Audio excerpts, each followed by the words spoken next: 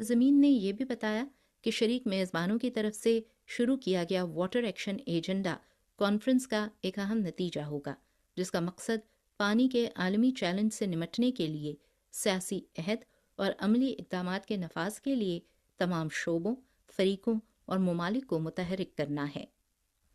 8 فروری کو China southern year lines کی پرواز CZ6007 اسلام آباد انٹرنیشنل ایئرپورٹ پر اتری۔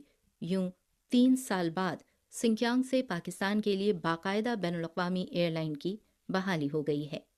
سنکیانگ میں 2020 کے بعد سے یہ جنوبی ایشیا کے لیے پہلی براہ راست مسافر پرواز ہے۔